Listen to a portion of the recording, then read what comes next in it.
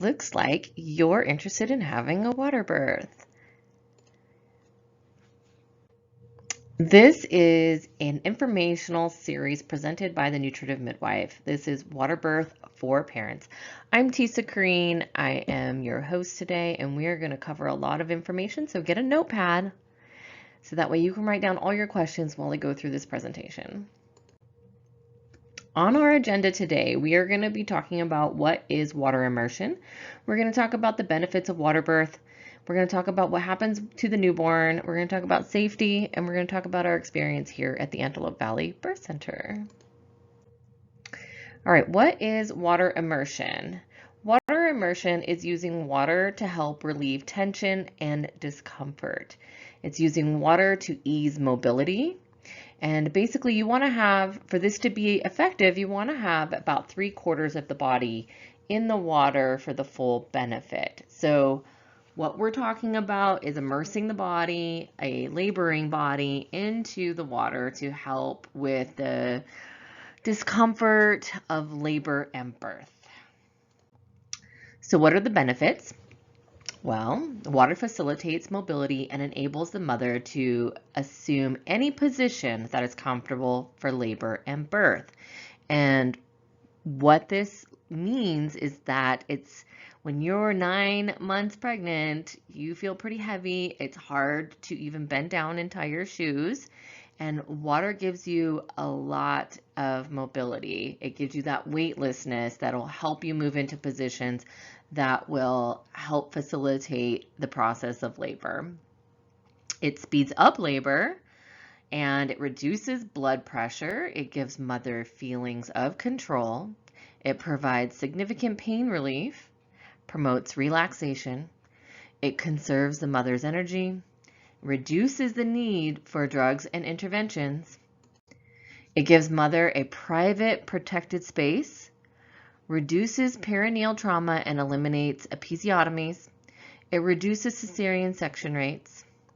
It's highly rated by mothers, typically stating they would consider giving birth in water again, some even stating they would never give birth any other way. And I, for one, will attest to that because I have had 5 births in the hospital and my last birth was at home in the water, and I would agree that water birth is the way to go. It's highly rated by experienced providers, and I would consider myself a highly experienced provider in water birth, and of course I definitely recommend it. It encourages an easier birth for mother and a gentler welcome for the baby, which as us midwives, we know that this is true coming from the womb where it's nice and cozy and warm, and going into a warm pool, it really eases the transition for the baby. And like I said, mothers really, really benefit from the water as well in so many ways. So how does the water help? It helps with a deep state of relaxation. So it helps relax all those muscles. It creates a space of peace and intimacy, creates more oxytocin.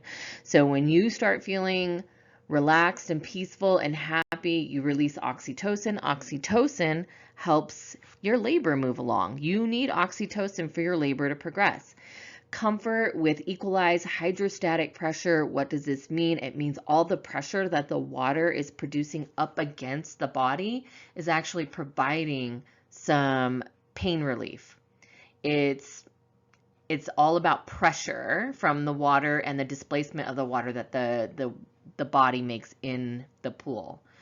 So there's a lot of scientific research behind it to give you all the the deep down nitty-gritty reasons why that happens physiologically, but essentially it's the pressure of the water up against the body that creates this pain relief.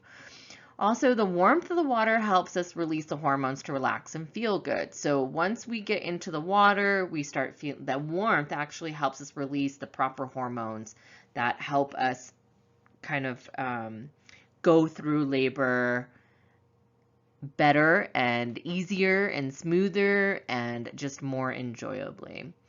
It helps with pain perception. So what it does is it blocks some of the the ways that we perceive pain. So water has this ability to tell our brain that the pain isn't as bad as it is. So a lot of people ask me, when do I get in the water? At what point during labor? Well, it's ideal to use the water when you are needing it for relief. So usually it's when you can no longer relax between your contractions, when things are moving along. And we typically like to see people get in the water when they're in active labor.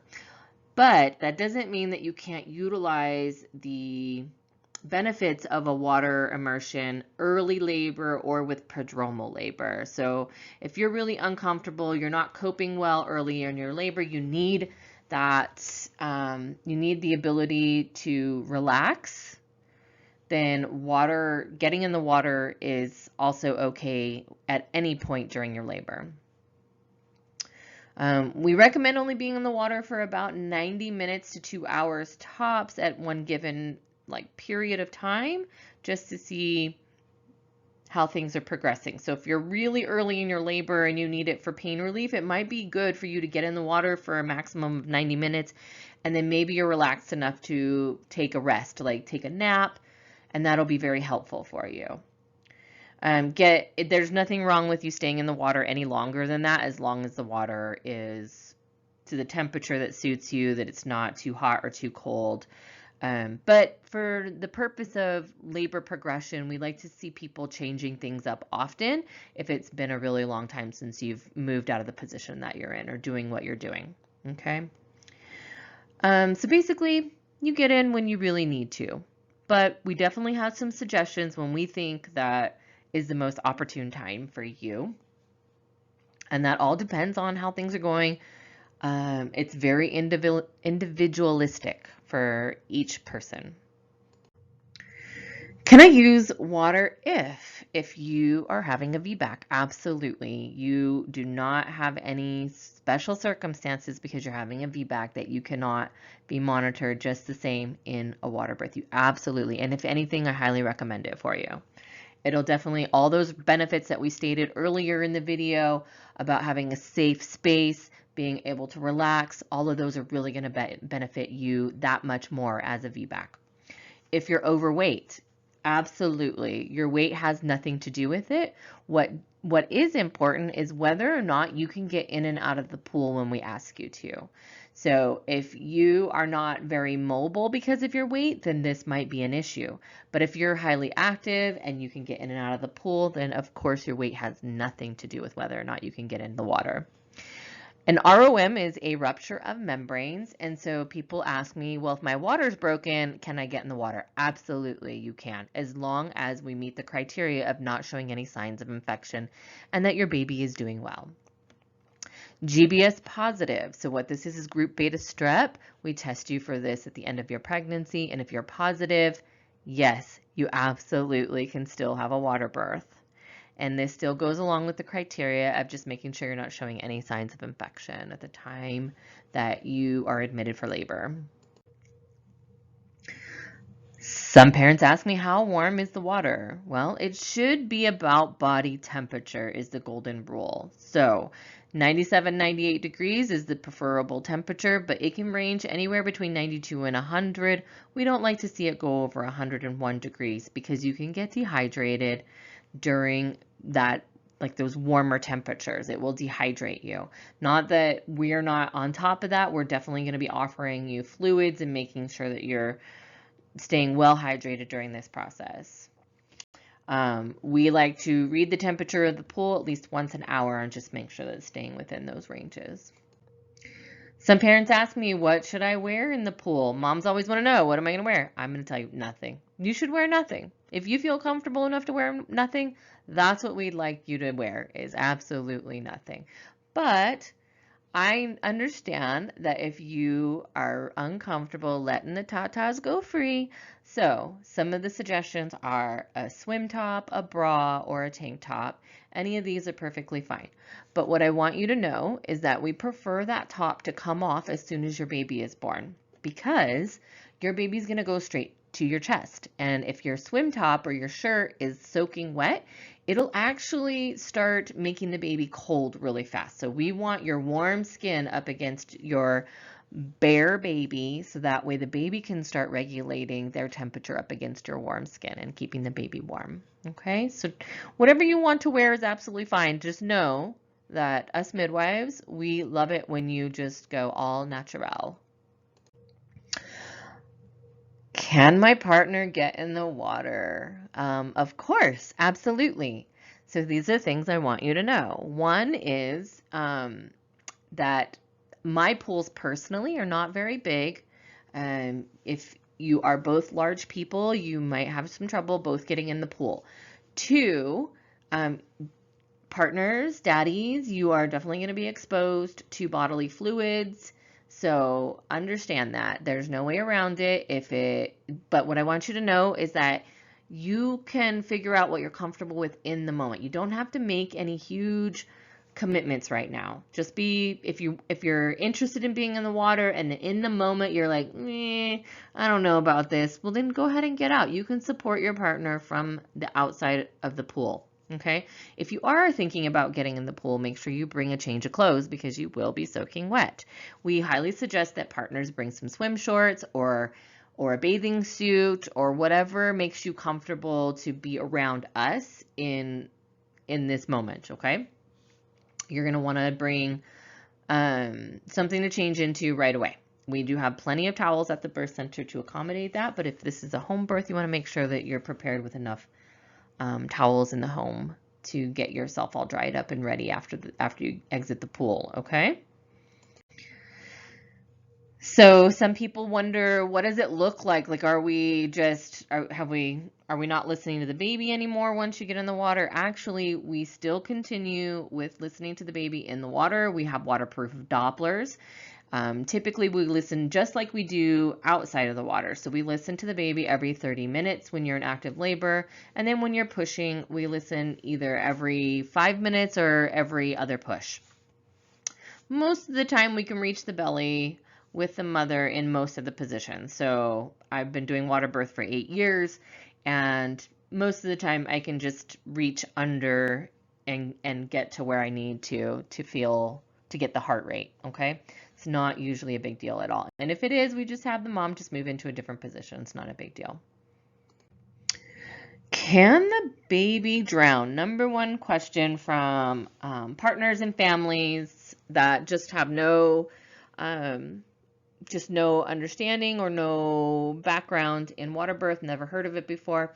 And I'm here to tell you, no, your baby cannot drown. This is a very complicated kind of biology lesson, so I'm going to try to just explain it very plainly.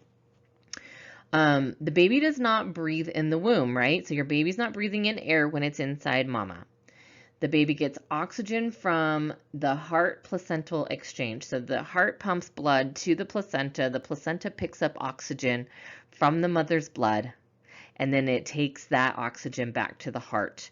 The lungs have nothing to do with oxygen inside the womb. The lungs are full of fluid, okay? So while the baby is in the womb, the lungs are full of fluid, and as the baby emerges, as the baby is born and still underneath the water, the lungs will still be filled with fluid.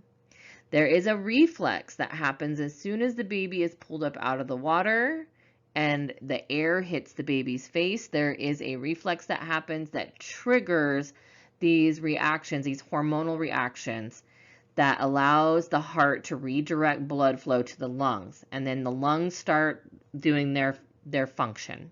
Okay, so what they're doing is now they're exchanging the water that's in the lungs for air. So the first couple of minutes, the baby is actually still really counting on the blood flow from the placenta. That's why we don't cut the cord really early. We leave that cord intact for a reason, because it is still maintaining a healthy oxygen exchange for the baby in the first few minutes of life. So once the baby comes up out of the water, we don't expect it to be breathing the first second it comes out of the water. There is a transitional period, and all of us that are experienced in water birth know this, and we understand it, and we are perfectly happy with it. Like, it doesn't scare us. We're comfortable. We know the process, okay? The baby will start to basically make some swallowing movements with its mouth, and then it will start to breathe. It'll start to gasp for air. And what's happening is that the lungs are starting to work. They're not working on their own yet because they're not fully, they haven't expelled the fluid that's in them already. And so what you need to understand in this very moment is that the fluid that's in the lungs is not the fluid from the pool. The fluid that's in the lungs is the fluid that was inside the womb that's always been there. It's been there the baby's whole life so far inside the womb, okay? They're not drowning. They're making the transitional period. And this is the same transitional period that they make when they're born on land as well. It just looks different, okay?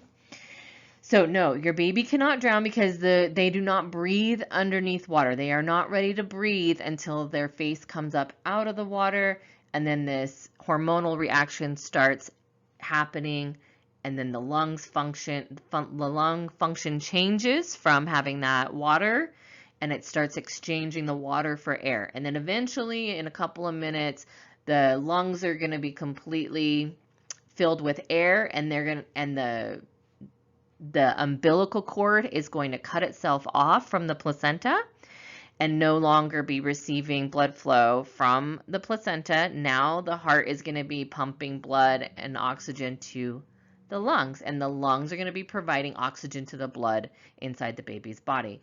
At this point, this is when the baby takes over doing its own bodily functions. Before this moment, the placenta was providing all the support for the bodily functions. Okay, I hope that makes sense. And if you have any more questions, I'm more than happy to discuss this in person. Delayed cord clamping. So everybody asked me, oh, can I still have delayed cord clamping when I'm in the pool? Absolutely. We actually even more so do it inside the water, because just for the reasons I just talked about, we want to be able to promote that oxygen exchange for the first few minutes while the baby is transitioning. So we don't touch the cord almost never until after the placenta has been birthed. So typically we want the mom to deliver the placenta in the water, and then we'll give you an opportunity to either cut the cord in the tub or we'll cut the cord at the bedside, whichever you prefer. How long do I stay in the pool? So people want to know, okay, I've had the baby, how long do I stay there? Well, typically it can be as long as, it could be 5 minutes, it could be 10 minutes, it could be 20. So if you're comfortable, we want to give you a little bit of time to just kind of settle into what just happened, because typically those last few minutes of birth, they're pretty intense. You just pushed out your baby and there's a whole rush of hormones happening. Also, now your body needs to deliver the placenta. So as long as everything is looking well, we will continue and follow through to the end of the birth with the placenta in the water. This typically happens anywhere between 5 and 20 minutes right after the baby is born. So usually, you know, we're giving you some bonding time. You're holding your baby, you're waiting for the baby to transition. Us midwives, we're doing our job of making assessments on everybody. We deliver the placenta, and then we'll assist you out of the water over to the bed. But if for any reason you're uncomfortable and really want to get out, we will absolutely assist you in getting out when you are ready to get out. When do we need to leave the tub? So people ask me, are there reasons why we would need to get out of the water? And yes, there are. If for any reason we start seeing a heart rate that's not normal, and of course this is for the midwife to make the assessment and make that determination. So if we're not very reassured by the baby's heart rate, then we might ask you to get out of the water. If the mom is not feeling well, so if she's feeling weak or disoriented or like fainty, then we need to get mom out of the water. When the blood pressure is high, so if we're suspecting that mom's blood pressure is high, then we want her out of the water. If the mom has a temperature over 100.4, so this is a fever, if the mom is exhibiting signs of a fever, then we do not want her in the water. And whenever there's some abnormal vaginal bleeding, like not the kind of bleeding that happens after the baby is born, but if there is some unusual bleeding earlier in the labor, then we do not want the mom in the water. When is water birth not recommended? So there are a couple situations when we might have this discussion in the prenatal period and say, water birth is really not an option for you.